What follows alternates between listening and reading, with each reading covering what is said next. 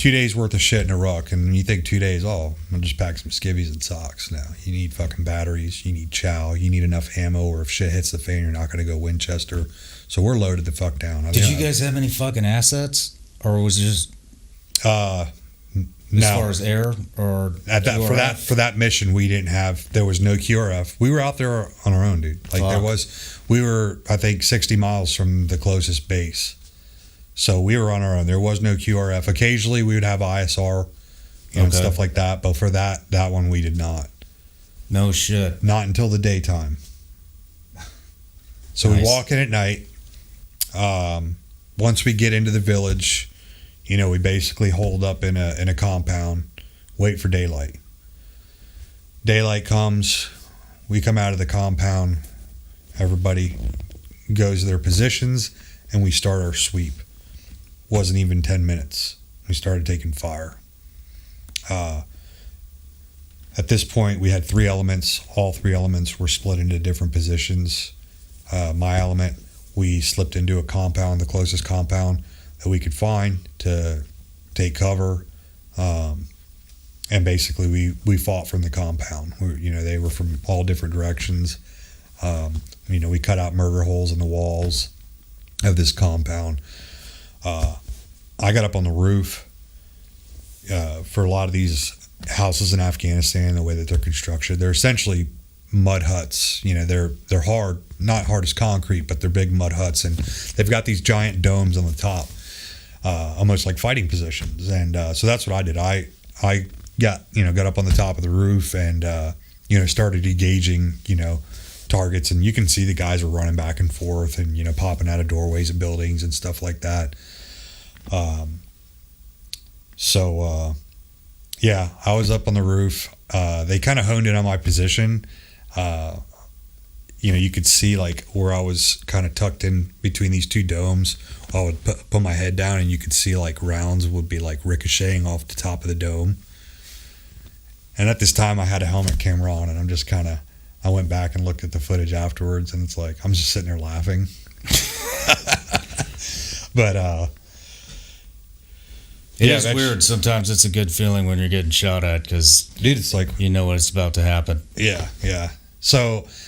It just so happened that my team leader happened to be with my element when that went down. He just happened to be with us as we were doing the sweep, and he's down inside the compound, and he's on the fucking hook with our JTAC trying to get air assets on the line to get him to come in. And he's like, dude, you need to come down. So I come down off the roof, and we had 3 murder holes, dug out of different sides of this compound, one on each side.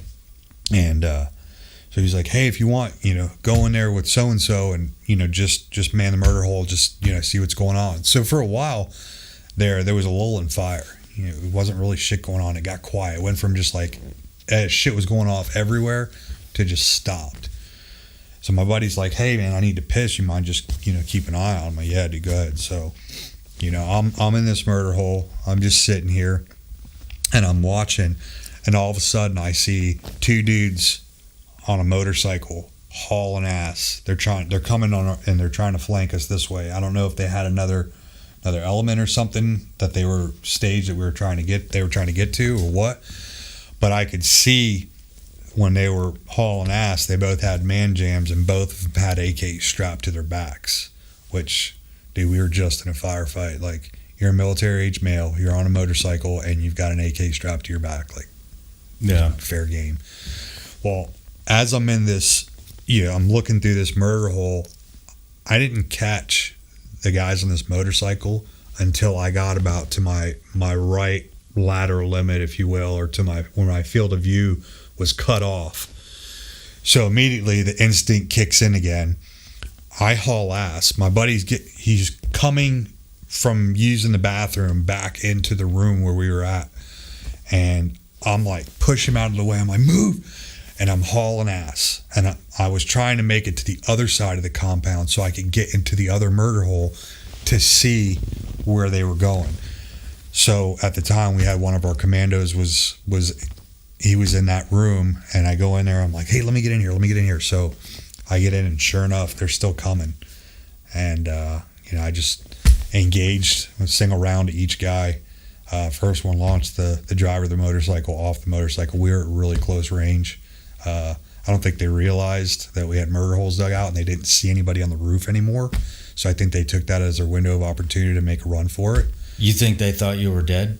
I don't think they thought I was dead. They could have thought that. They may have thought that, but all they know is that there was nobody else on the roof returning fire. Because when I was up there, I'd pop up over the dome, return some shots, get back down. Well, a good 20 minutes went by where I wasn't up on the roof. So I think they saw that as their window of opportunity to either try to get away or try to get to another position or whatever they were trying to do. And essentially, they got cut off. Yeah. So I engaged both targets. And then the fire starts again. Let me back up. Engage both targets. I let our team leader know, let our JTAC know, hey, we've got 2 guys down over here on a motorcycle. All right, we'll check it out. What range was it? Like how close? We were probably like 50 yards. 50 yards? Not even. Okay. Not even. Now that I'm thinking of it, it's probably closer, like 35 yards. Oh, fuck. It was close. Okay. Yeah, they were real close to the building and where the road was. They were trying to go by. And he flew off the fucking bike? The first guy that I engaged was the driver of the motorcycle because I wanted to stop the motorcycle. So he was the first one I engaged. Literally, that was my first time ever shooting a bad guy in combat with a SCAR heavy. So I know we got a lot of people you either love or you hate the SCAR. I'm not a huge fan of it, but I'll tell you what it does at close range is pretty impressive. So yeah, it essentially kind of launched this guy off the motorcycle. Before the motorcycle could fall over, the guy in the back tried to stand up as the motorcycle's falling over. And about the same time that his feet hit the ground is when I pulled the trigger on the second shot and, took him out as well. Shit. So you must have hit him from the side then. Yeah. They were coming from the side, so I hit him both from the side, yeah. Fuck. And they're just one shot? One shot, dude. That's all it took? That's all it took. God damn. One shot on each. That was it. Fuck. And so moving forward, we had a couple casualties. We had a medevac bird en route, but because of where we were at, it was too hot. We needed to link up with the other element that had the casualties. We needed to link up with them, which is like probably 500 yards away. To another compound to be able to provide security so that the medevac bird could land and pick up our casualties. How many were they Americans or were they? We had 2. I want to say 2 Afghans and 1 American. Yeah. There's two Afghan National Army guys and, 1 U.S. coalition guy. Yeah. None of them were severe, but severe enough to where we needed to call a medevac. So we exit the compound. We know everything. By this point, an hour or so has gone by with no fire. We go to exit the compound. We don't make it, 100 yards. We start getting engaged again. They were just waiting. Yeah, they were waiting for us to move. And this time they were behind a wall and they had PKMs, RPKs. Oh, shit. I mean, the whole 9. Luckily, where we were at the time was close to a little irrigation ditch. And so you're talking an element of, 6 soft guys and then like another dozen commandos. And we're all like crawling through this ditch.